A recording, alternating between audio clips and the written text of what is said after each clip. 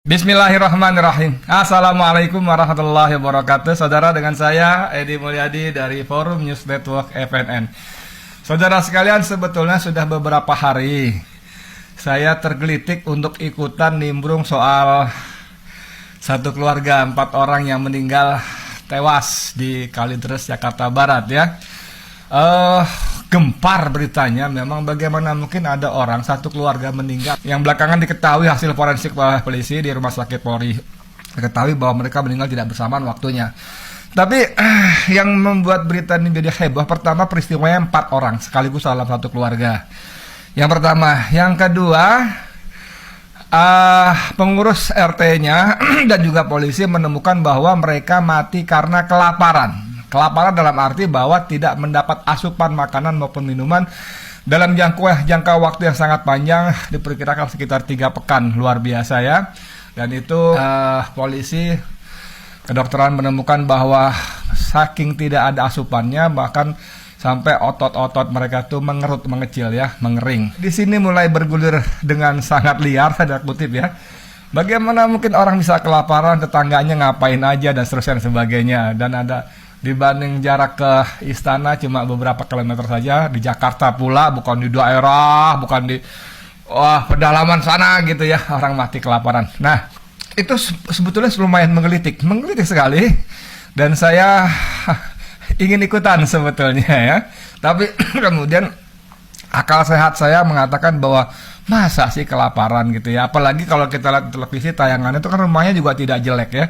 Rumahnya tidak jelek, pagarnya juga lumayan tinggi, dan menurut fakta di lapangan menunjukkan bahwa keluarga ini keluarga keturunan Tionghoa ya, keturunan etnis Cina yang tinggal juga di sebuah komplek yang tidak bisa disebut jelek, komplek perumahan lumayan bagus ya, kanan kiri juga rumahnya bagus-bagus. Dan tapi ketika Kompas menurunkan berita dengan judul yang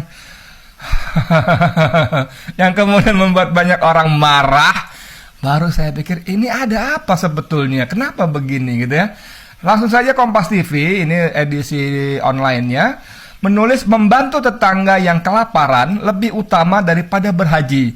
Sayangnya banyak yang tidak peka. Di sini sih tentang kelaparan jadi batal gitu ya. Nah, tiba-tiba Kompas TV menulis membantu tetangga yang kelaparan lebih utama daripada haji. Sayangnya banyak yang tidak peka. Nah, ini yang tidak peka itu Kompas. Apa urusannya mengkait-kaitkan dengan haji? Yang mati satu keluarga diduga karena kelaparan etnis Cina, non-muslim, dan tinggal di lingkungan wilayah mayoritas non-muslim. Lalu tiba-tiba Kompas menyalahkan ajaran Islam karena mementingkan ibadah haji ketimbang menolong orang kelaparan.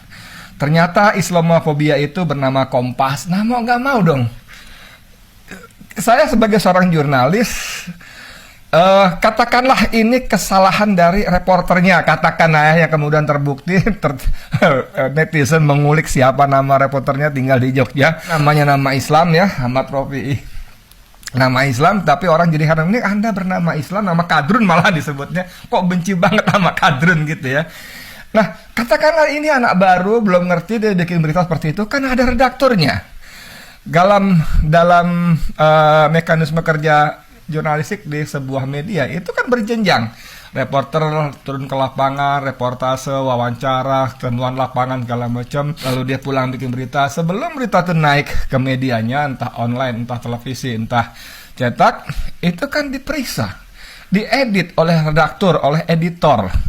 Ya kan? Nah, bagaimana mungkin seorang editor meloloskan dengan judul seperti ini? Atau jangan-jangan dia sendiri yang bikin judul seperti itu? Kan itu biasa juga, reporter bikin judul apa, editornya atau redakturnya bikin apa.